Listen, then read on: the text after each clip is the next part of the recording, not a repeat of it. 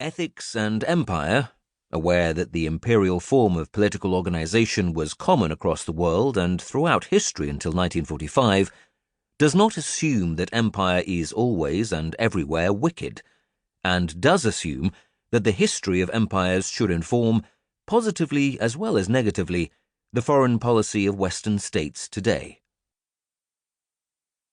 2. Thus did I stumble blindly into the imperial history wars. Had I been a professional historian, I would have known what to expect, but being a mere ethicist, I did not. Still, naivety has its advantages, bringing fresh eyes to see sharply what weary ones have learned to live with.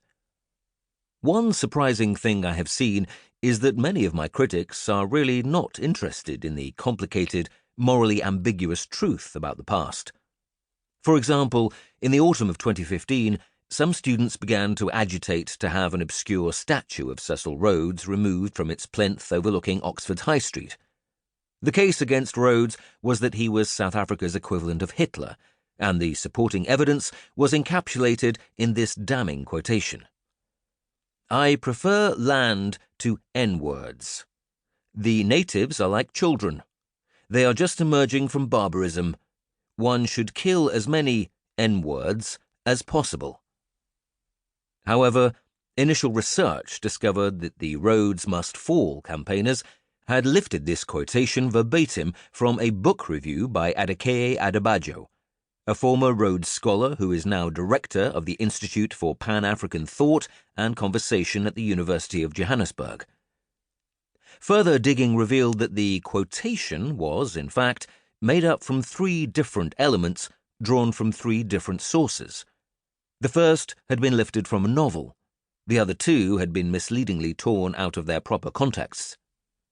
And part of the third appears to have been made up. There is no doubt that the real Rhodes was a moral mixture, but he was no Hitler. Far from being racist, he showed consistent sympathy for individual black Africans throughout his life.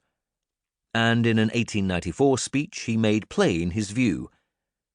"I do not believe that they are different from ourselves."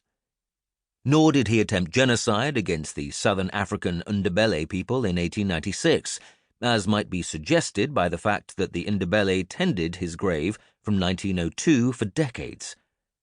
And he had nothing at all to do with General Kitchener's concentration camps during the Second Anglo-Boer War of 1899 to 1902, which themselves had nothing morally in common with Auschwitz. Moreover, Rhodes did support a franchise in Cape Colony that gave black Africans the vote on the same terms as whites. He helped to finance a black African newspaper, and he established his famous scholarship scheme, which was explicitly colorblind and whose first black American beneficiary was selected within 5 years of his death.